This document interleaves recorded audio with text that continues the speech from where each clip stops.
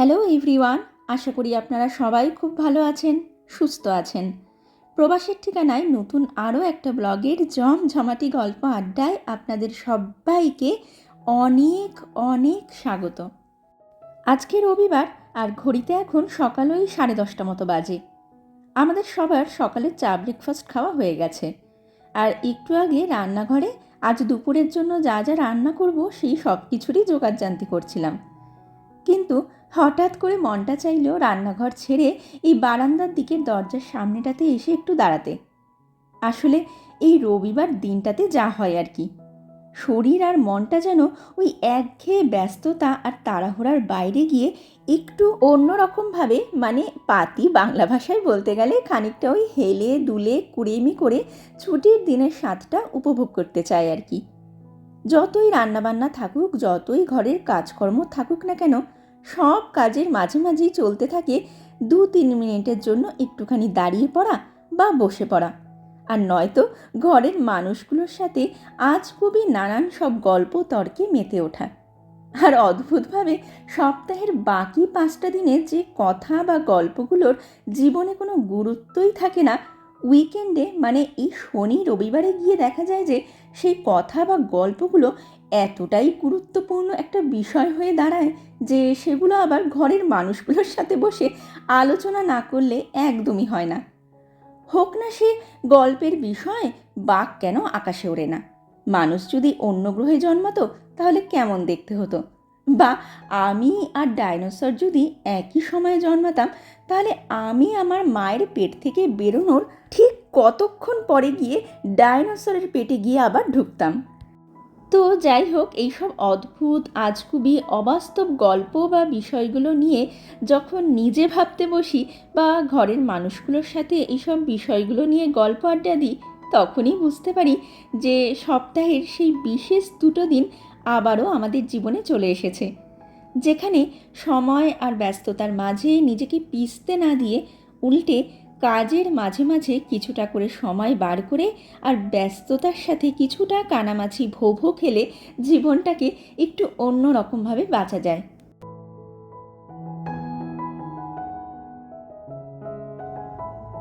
আসলে কি জানেন তো, সপ্তাহের 5টা দিন জীবনের গাড়িটা চলে খানিকটা ওই এক্সপ্রেস ট্রেন বা এক্সপ্রেস বাসগুলোর মতো।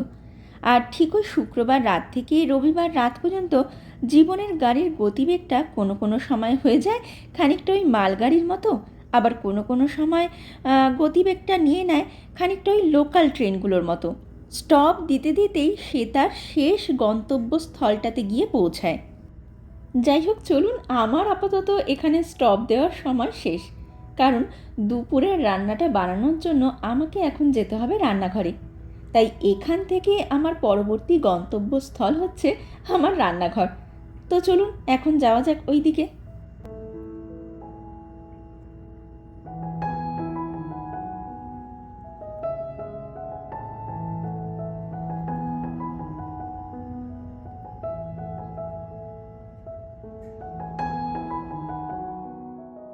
চলে এসেছি রান্নাঘরে, আর আপনাদেরকে তো একটু আগেই বললাম যে বারান্দার দিকের দরজার সামনেটাতে যাওয়ার আগে রান্নাঘরে আমি আজ দুপুরের রান্নার জোগাড়জান্তিটাই করছিলাম। সেই জন্য এখন আমার রান্নাঘরটাতে আপনারা এক একটা বাটিতে নানান রকম জিনিস ছড়ানো ছেটানো রয়েছে দেখতে পাচ্ছেন।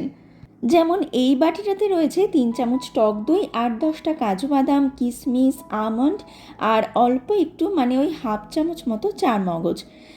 এই সব কিছু আমি একটু পরে একটা মিক্সার গ্রাইন্ডারের মধ্যে দিয়ে একটা স্মুথ পেস্ট বানিয়ে নেব, আর সেই জন্যই আমি এই সব কিছু একসাথে এই বাটিটার মধ্যে রেখে দিয়েছি। আর এই সব কিছুর সাথে যে পেস্টটা আমি বানাবো সেটা আজ আমি মাংস রান্নাতে ব্যবহার করব। আর এই নীল রঙের বাটিটাতে রয়েছে 3-4টে লবঙ্গ, এলাচ, শুকনো লঙ্কার সাথে হালকা করে ভেজে নেওয়া পেঁয়াজ, টমেটো, কাজু বাদাম। আর একটু পরে আমি এই সব কিছুও একটা মিক্সার গ্রাইন্ডারের মধ্যে দিয়ে একটা ফাইন পেস্ট তৈরি করে নেব, যে পেস্টটা আমি আজ পনির বাটার মশলা বানাতে ব্যবহার করব।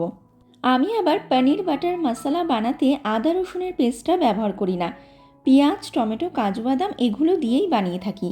আদা রসুন ছাড়াই যেন আমার পনিরটা খেতে বেশি ভালো লাগে। চলুন মাংসটাকে ম্যারিনেট করার জন্য টক দইয়ের সাথে যে কাজু বাদাম, কিশমিশ, চারমগজ আর আমন্ডগুলো ভিজিয়ে রেখেছিলাম সেগুলো এখন আগে পেস্ট করে নিই। যদিও মাংসটাকে আমি যখন ম্যারিনেট করব তখন শুধু কিন্তু এই কাজু বাদামের পেস্টটা দিয়ে ম্যারিনেট করব না, ম্যারিনেট করার সময় অ্যাড করব অল্প একটু নুন আর 1 চামচ মতো গোলমরিচের গুঁড়ো। তারপর সেই ম্যারিনেটেড চিকেনটাকে 1-2 ঘন্টার জন্য আমি ওইভাবেই ম্যারিনেটেড অবস্থায় রেখে দেবো, তারপর রান্না করব। আপনারা চাইলে কিন্তু ম্যারিনেটেড চিকেনটাকে ওভারনাইট ফ্রিজের মধ্যে ম্যারিনেটেড অবস্থায় রেখে দিতে পারেন এবং পরের দিন গিয়ে সেটাকে রান্না করতে পারেন, তাতেও কিন্তু কোনো অসুবিধা হবে না। উল্টে চিকেনটা কিন্তু বেশ সফট হয়ে যাবে এবং খেতেও বেশ দুর্দান্ত লাগবে। আমার হাতে আজকে সময় কম, তাই চিকেনটাকে আমি ওই 1-1.5 ঘন্টার জন্যই ম্যারিনেটেড অবস্থাতে রাখবো, তারপর রান্না করে নেব। আর চিকেনটা যতক্ষণ ওইদিকে ম্যারিনেটেড অবস্থাতে থাকবে ততক্ষণে আমি এইদিকে পনির বাটার মশলাটা রান্না করে নেব।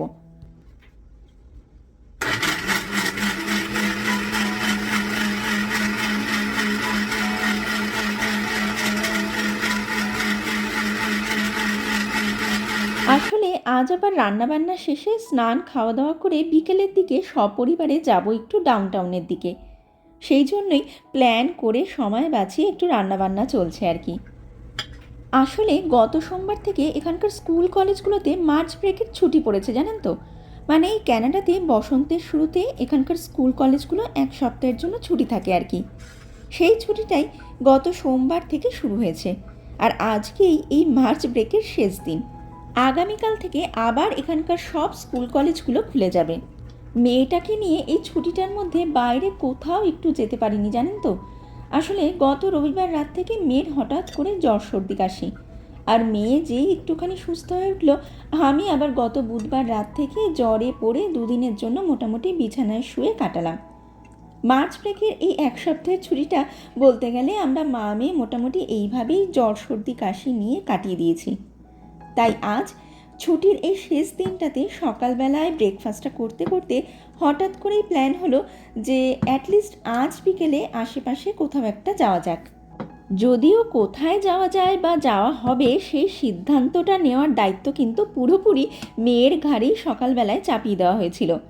যেহেতু ও বেচারি আজকাল ওর পড়াশোনা নিয়ে বেশ ব্যস্ত থাকে, সেরকমভাবে কোথাও ঘুরতে যেতে পারে না, তাই কিছুক্ষণের জন্য ওর মাথা আর মন থেকে পড়াশোনার চাপটাকে একটু হালকা করার জন্য আমরা চাইছিলাম ওকে ওর পছন্দসই কোনো একটা জায়গায় নিয়ে যাওয়ার। তাই সকালবেলায় ব্রেকফাস্টটা করতে করতে মেয়েকে ডেকেই জিজ্ঞাসা করা হয়েছিল, কিরে আজ কোথাও ঘুরতে যাবি নাকি? গেলে চল আশেপাশে কোনো একটা জায়গা থেকে ঘুরে আসি। মেয়ে আমার মুখ থেকে সেই কথাটা শোনা মাত্রই ঘাড়টা নাড়িয়ে আমাকে হ্যাঁ জানানোর সাথে সাথে এটাও বলে উঠল, চলো আজ আমরা ডলারামা আর নয়তো ওয়ালমার্ট থেকে একটু ঘুরে আসি। অনেক দিন ডলারামা আর ওয়ালমার্টে ঘুরতে যাওয়া হয়নি। মেয়ের মুখ থেকে ওই কথাটা শোনা মাত্রই আমি আর আমার হাজব্যান্ড আমরা দুজনে কোনো রকমের নিজেদের হাসিটা চেপে ওকে উত্তর দিলাম, ঠিক আছে, দুপুরের রান্নাবান্না খাওয়া দাওয়া সেরে চল তাহলে তোকে ডলারামা আর নয়তো ওয়ালমার্ট কোনো একটা জায়গা থেকে ঘুরিয়ে নিয়ে আসি। আর ওর ওই ডলারামা বা ওয়ালমার্টে ঘুরতে যেতে চাওয়ার কথাটা শুনে আমাদের দুজনের হাসি পেয়ে গেছিল এই কারণে যে 3 বছর আগেও এই মেয়েটার পছন্দের ঘুরতে যাওয়ার জায়গা বা আমি আর আমার হাজব্যান্ড কোনো একটা ছুটির দিনে যখনই ওকে জিজ্ঞাসা করতাম যে কিরে আজ কোথায় ঘুরতে যাবি বল, তখন ও সবসময় আমাদেরকে এটা বলতো, চলো কোনো একটা পার্ক থেকে ঘুরে আসি যেখানে বেশ অনেক কটা দোলনা রয়েছে বা স্লাইড রয়েছে, আর নয়তো চিড়িয়াখানা।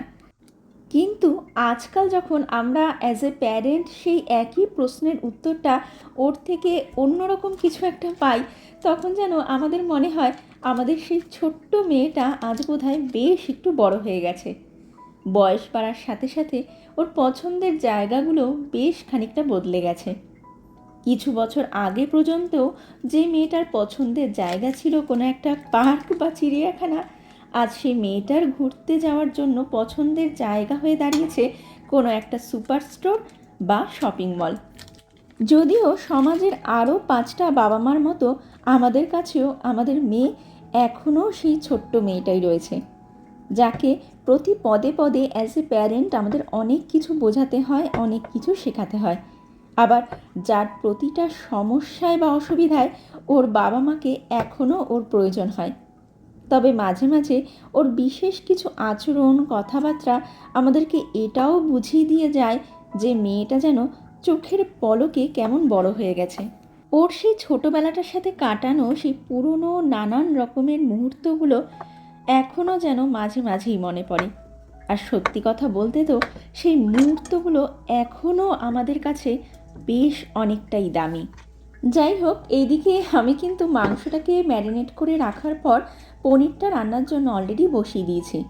কড়াইতে 2 চামচ মতো বাটার আর তেল অ্যাড করে তার মধ্যে অল্প একটু ধনে গুঁড়ো আর Kashmiri red chilli powder add করে তারপর দিয়ে দিয়েছিলাম সেই ভেজে রাখা পেঁয়াজ, টমেটো, কাজু বাদামের পেস্টটা। আর একটু পরে আমি এই পনিরের টুকরোগুলো অ্যাড করে দেবো। আর পনিরগুলো কড়াইতে দিয়ে কিছুক্ষণ রান্না করার পর সব শেষে দিয়ে দেব অল্প একটু গরম মশলা, ড্রাইড কাসুরি মেথি, মধু আর ফ্রেশ ক্রিম।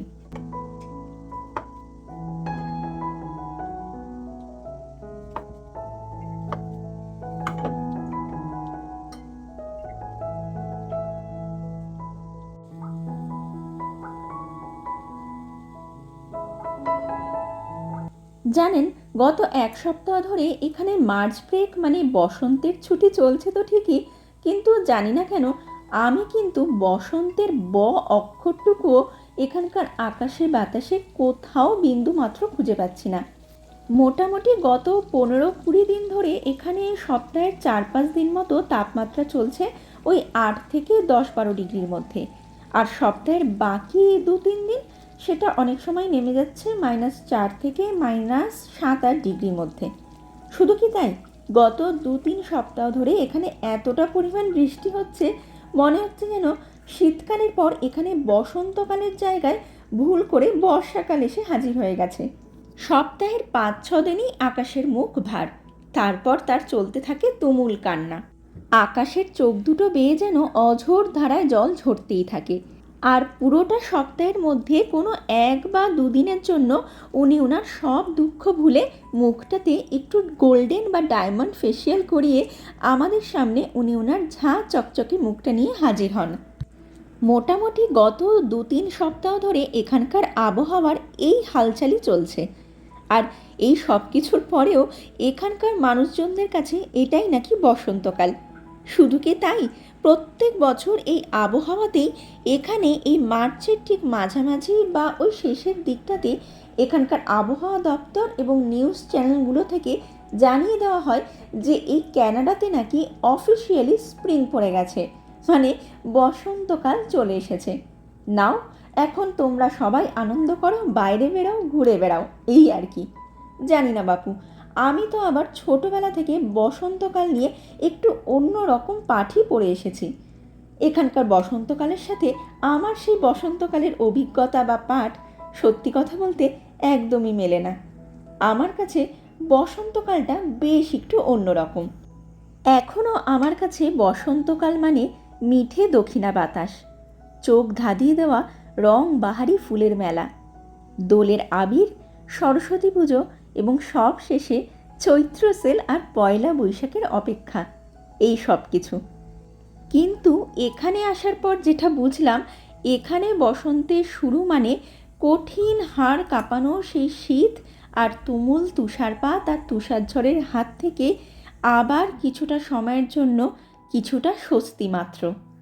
সেই নভেম্বর মাস থেকে দুপুর গড়াতে না গড়াতেই রাত নামা, ঘোলাটে আকাশ আর স্নোফল দেখতে দেখতে যখন এখানকার অধিকাংশ মানুষের মানসিক স্বাস্থ্য একদম খাদের কিনারায়, ঠিক তখন মার্চ মাসে এখানকার নিউজ চ্যানেলগুলো থেকে অফিসিয়ালি স্প্রিং চলে আসার ঘোষণাটা যেন আমাদের সবার কাছে অনেকটাই একটা পজিটিভ এবং আনন্দের ব্যাপার হয়ে দাঁড়ায়।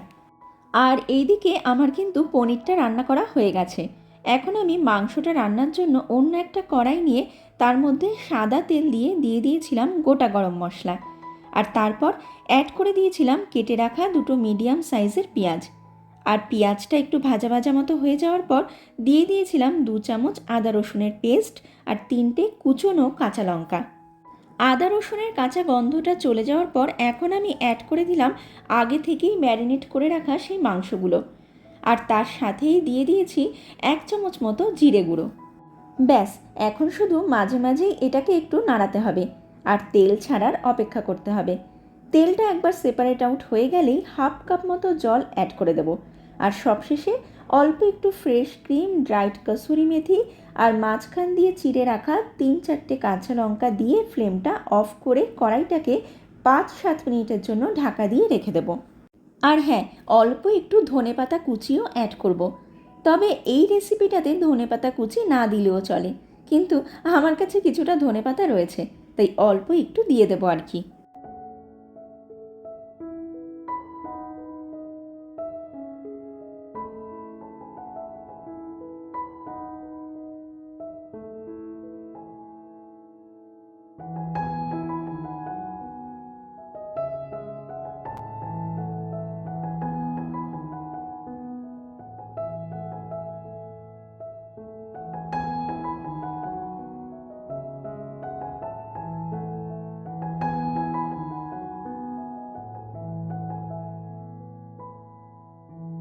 চলুন, রান্নাবান্না এইদিকে মোটামুটি শেষ।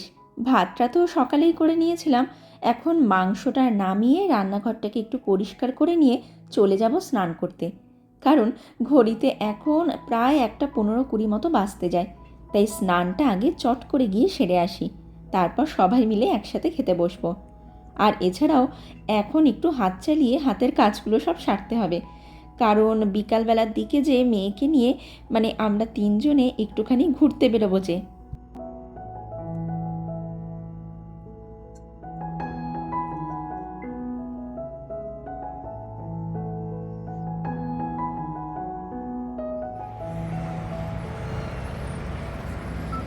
ঘড়িতে এখন বিকেল ওই 5:30 মতো বাজতে যায়। আমরা সবাই মিলে ঘর থেকে বেরিয়ে পড়েছি। আর আজ আমরা যাচ্ছি টরন্টো ডাউনটাউনের দিকে। ডাউনটাউনের দিকে একটা বেশ বড় ডলারামা ডলার স্টোর রয়েছে। মেয়েকে আজ ওই দোকানটাতেই নিয়ে যাব আর কি। আর দেখেছেন আকাশের মুখটা এখনও কেমন ভার হয়ে রয়েছে?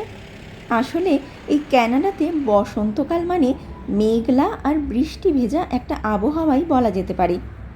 কিছুদিন পর থেকে তো আবার চেরি গাছের শাখায় শাখায় ধরবে সবুজ রং। আস্তে আস্তে সেই কুড়ি পাপড়ি মেলে ফুল হতে মোটামুটি এপ্রিলের সেই শেষ বা মে মাসের শুরু। আমাদের বাড়ি থেকে টরন্টো ডাউনটাউনে পৌঁছাতে মোটামুটি ওই 40 মিনিট মতো সময় লাগে, আর 2টো ট্রেনে উঠতে লাগে। প্রথম ট্রেনটাতে তো অলরেডি উঠে পড়েছি, মাঝখানে লাইন চেঞ্জ করে আবার অন্য একটা ট্রেনে উঠতে হবে।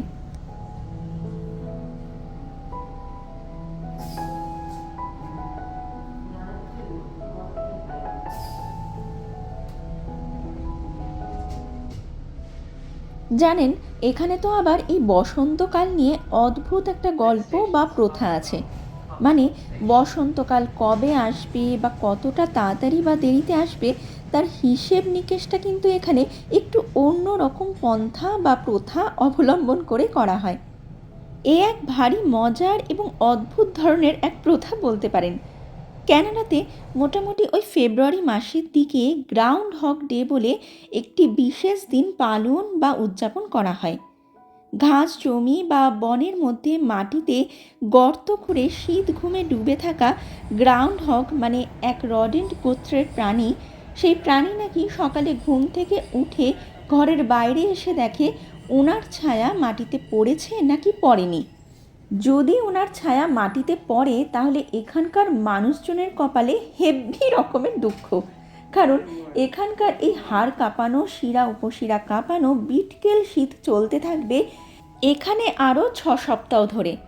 আর যদি সেই প্রাণী গ্রাউন্ড হগ নিজের ছায়া না দেখতে পায়, তাহলে এটা মানা হয় যে বসন্ত প্রায় দোরগোড়ায়, বসন্ত আসতে আর বেশি দেরি নেই। আমরা এখানে যে প্রভিন্সটিতে থাকি সেই প্রভিন্সটার নাম হচ্ছে অন্টারিও। এই অন্টারিওর প্রতীকী গ্রাউন্ড হগটির নাম হচ্ছে উইয়ারটন উইলি। অন্টারিওর উইয়ারটনে এই বছর ফেব্রুয়ারি মাসের 2 তারিখে গ্রাউন্ড হগ ডে পালিত হয়েছে। সেই দিন নাকি সেই প্রাণী সকালবেলায় ঘুম থেকে উঠে উনি ওনার ঘর থেকে বেরিয়ে নিজের ছায়া মাটিতে দেখতে পাননি। আর তাই এখানকার বহু দিনের এই প্রথা অনুযায়ী এখানকার মানুষজন এটা মনে প্রাণে বিশ্বাস করে নিয়েছে যে বসন্ত এলো বলে। এই লোকজ প্রথা বহু বহু পুরনো দিন থেকে চলে আসছে। উত্তর আমেরিকার বিস্তীর্ণ অঞ্চলে শীতের দাপটে কাবু মানুষজনের কাছে যখন কোনো বৈজ্ঞানিক উপায় ছিল না এটা জানার যে এই ভয়াবহ শীতকাল আর কতদিন ধরে চলবে, তখন তারা শীত এবং বসন্তকালের ঠিক মাঝের দিনটাকে বেছে নিত গ্রাউন্ড হগের ভবিষ্যৎবাণীর জন্য। গ্রাউন্ড হগ এই প্রাণীটির ঘুম ভাঙে, মানে এই প্রাণীটি শীত ঘুম থেকে ওঠে ঠিক ওই বসন্ত আসার মুখে। তাই তার ছায়া দেখে মানুষ ধারণা করত কবে কঠোর শীত শেষ হবে বা কবে কঠোর শীতের হাত থেকে তারা রক্ষা পাবে বা কত দিনের মধ্যে রক্ষা পাবে। ক্যানাডার এই অন্টারিও প্রভিন্সটি ছাড়াও আরও বেশ কয়েকটি প্রভিন্সে কিন্তু এই গ্রাউন্ড হগ ডে পালিত হয় এবং এখনও পর্যন্ত এই অদ্ভুত প্রথাটিকে কিন্তু এখানে বেশ ভালোভাবেই মানা হয়। আর এইদিকে আমরা কিন্তু ডলার স্টোরটার ভেতরে ঢুকে পড়েছি। জানেন, পুরো ক্যানাডার মধ্যে এই দোকানটাকে সবচেয়ে সস্তা দোকান, মানে চিপেস্ট স্টোর বলা হয়। এই দোকানটাতে যে সমস্ত জিনিসপত্র বিক্রি হয় তার দাম কিন্তু মোটামুটি ওই 90 সেন্ট থেকে $5 মধ্যে। আর বিশ্বাস করুন, মোটামুটি সব রকম জিনিসই এই দোকানটাতে পাওয়া যায়। রান্নাঘরের নানান জিনিসপত্র থেকে শুরু করে ঘর সাজানোর নানান জিনিসপত্র, বাচ্চাদের বই, খাতা, pen, pencil, diary, battery, lighter, এমনকি মেয়েদের নানান রকমের মেকআপ প্রোডাক্টসও এই দোকানটাতে পাওয়া যায়। দেখেছেন শুধু এইটুকু জায়গার মধ্যে কত রকম ডিজাইনের কাপ, প্লেট, গ্লাস, বাটি সব সাজানো রয়েছে। পুরো দোকানটা যদি আপনাদেরকে ঘুরিয়ে দেখাতে যাই না, বিশ্বাস করুন এই ব্লগটা 1 ঘন্টায় গিয়ে দাঁড়াবে। আর সস্তায় জিনিসপত্র পাওয়া যায় বলে আপনারা কিন্তু এটা ভাববেন না যে জিনিসপত্রের কোয়ালিটি খুব একটা খারাপ হয়, সেটাও কিন্তু একদম নয়। আমি যখন প্রথম এই ক্যানাডাতে আসি তখন কিন্তু আমি এই ডলারামা, ওয়ালমার্ট এই সব দোকানগুলোর থেকেই আমার নতুন সংসারটাকে সুন্দর করে সাজানোর জন্য অনেক জিনিসপত্র কিনেছি। এমনকি বলতে দ্বিধা নেই, এখনও মাঝে মধ্যে আমি এই সব দোকানগুলোর থেকেই কিন্তু ঘরের নানান জিনিসপত্র কিনি। শুধু আমি কেন, এই ক্যানাডাতে এমন প্রচুর মানুষ রয়েছে যারা ডলারামা, ওয়ালমার্ট এই সমস্ত দোকানগুলোর থেকে জিনিসপত্র কিনতে কিন্তু বেশ পছন্দ করে।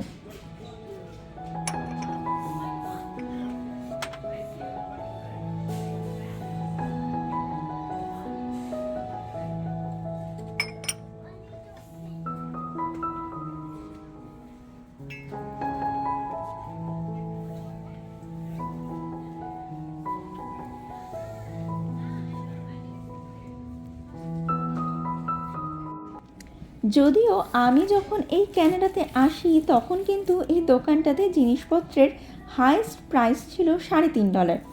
লকডাউনের পর সেটা বেড়ে গিয়ে হয়ে গেল $4। আর গত 2 বছর ধরে সেই দামটা আর একটু বেড়ে হয়ে গেছে $5। এই দিকটাতে আবার বিভিন্ন ধরনের সব table mat, table cloth, towel, cushion এই সব কিছু রাখা রয়েছে। চলুন আমিও একটু দেখতে থাকি আর আপনাদেরকেও দেখাই।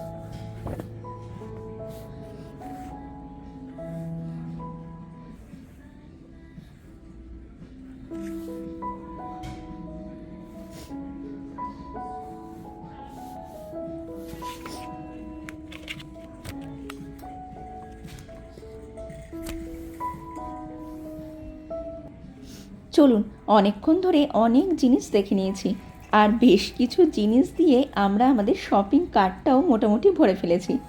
যদিও কার্টের মধ্যে শুধু আমার আর আমার মেয়ের জিনিসপত্রই রয়েছে, হাজব্যান্ড কিছু কেনেনি, আর সেই কারণে আমার হাজব্যান্ড এখন আমাদেরকে রীতিমতো তাড়া দিতে শুরু করে দিয়েছে এই দোকানটার থেকে বেরোনোর জন্য। চলুন তাহলে বিলটা করিয়ে বেরোনো যাক এখন।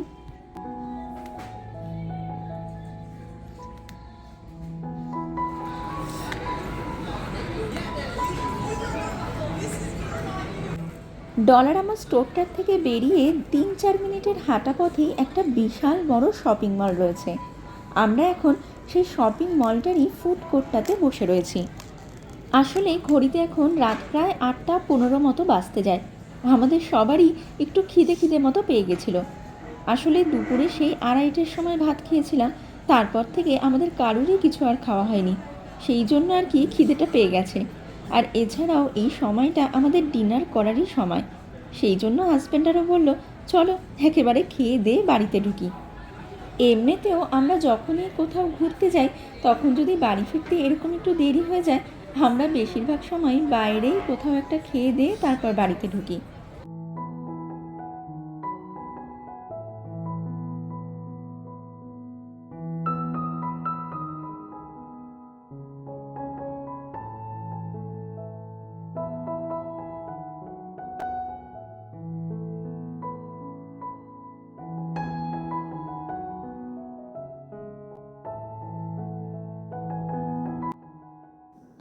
আর হ্যাঁ, আজ ডলার স্টোরটার থেকে আমি কি কিনেছি সেই সব কিছু আমি কিন্তু আপনাদের সাথে আমার নেক্সট ব্লগটাতে শেয়ার করব। আপনাদের মধ্যে যারাই আমার ডলার স্টোর শপিং দেখতে চান, আপনারা কিন্তু অবশ্যই আমার নেক্সট ব্লগটাতে নজর রাখবেন। চলুন তাহলে আমার আজকের এই রবিবারের ব্লগটা আমি আজকের জন্য তাহলে এইটুকুই রাখলাম। আমার আজকের এই ব্লগটা আপনাদের কেমন লাগলো যদি সম্ভব হয় তাহলে সেটা কিন্তু আপনারা আমাকে একটা কমেন্ট করে অবশ্যই জানাবেন। ব্লগটা যদি ভালো লেগে থাকে তাহলে একটা লাইক করে দেবেন, শেয়ার করবেন এবং চ্যানেলটাকে সাবস্ক্রাইব করে আমার পাশে থাকার ছোট্ট একটা অনুরোধ করে রাখলাম।